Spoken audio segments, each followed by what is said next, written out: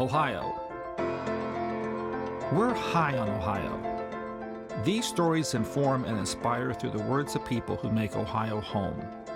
Good news and good ideas, identifying and acknowledging the excellence that is all around us.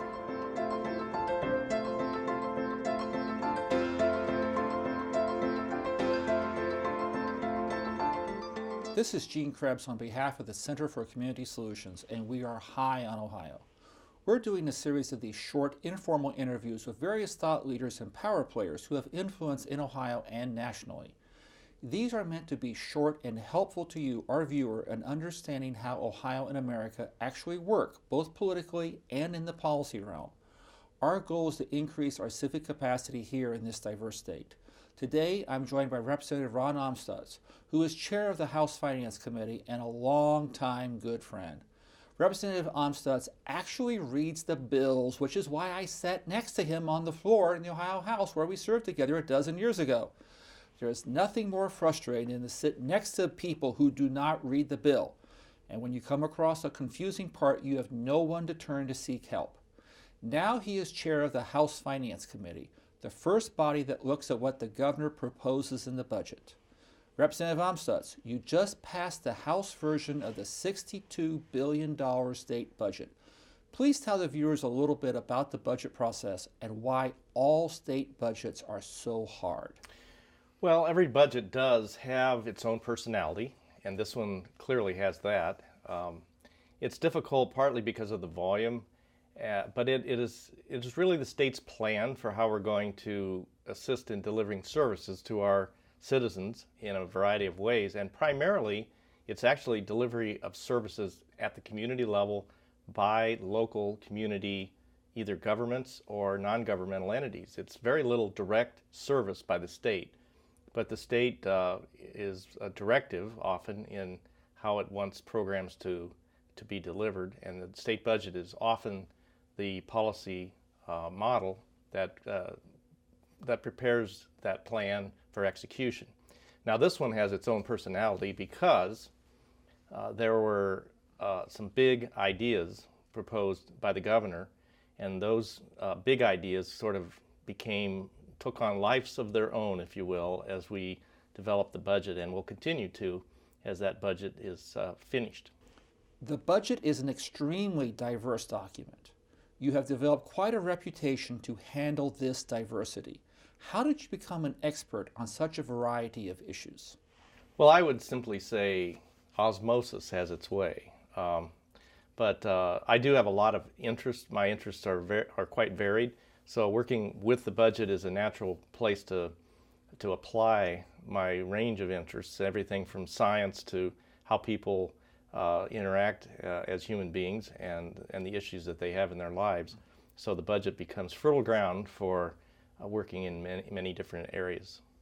You've been here for more than 30 years. Is that long enough to know how things work here in the State House? What about term limits?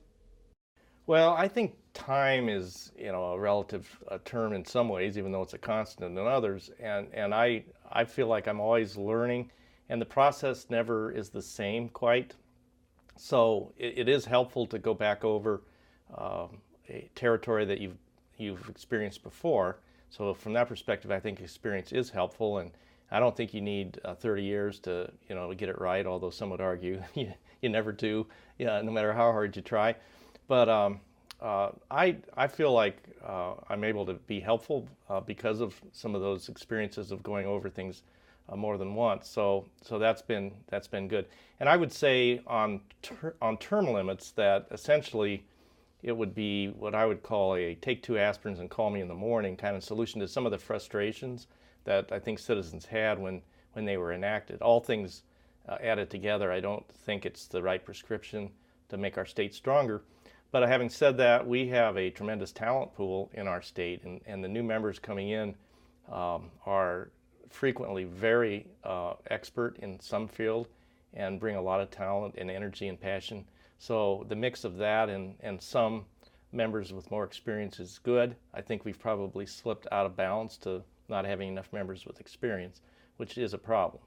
But it gives me a lot of chance to work with a lot of talented members, and I enjoy that. Ohio is a diverse state. It's a diverse budget, and you serve with a diverse group of individuals in the House. Right now, you have just sent the budget to the Senate for their input. Is there anything you can share? Well, clearly, the idea of what to do with Medicaid under the transition coming to policy driven by the so-called Affordable Care Act is, I think, the biggest and most complex and most controversial part of this budget proposal. It also, though, I think is an opportunity that is rare for us to change some of the ways that we deliver policy in our state and to be catalytic in trying to help coordinate many of the services that are already being provided by charitable organizations, by private organizations, and by governmental organizations. So I see opportunities there. The Medicaid discussion has become a caricature in a lot of ways for bigger issues that have to do with concern about the future of our country and the debt load that the federal government is developing, a caricature for the whole Affordable Care Act, but also an opportunity to have conversation about how we care about our neighbors who are struggling and need help. How do we do that in the best way? And that's a real opportunity. Many human service advocates were talking about how the Medicaid expansion was going to have an impact at the local level. Do you have any observations on that, or how that could play out eventually? Well, there have been significant projections about the positive impacts of injecting billions of dollars of federal money borrowed from our children and grandchildren into our economy, a so-called stimulus impact.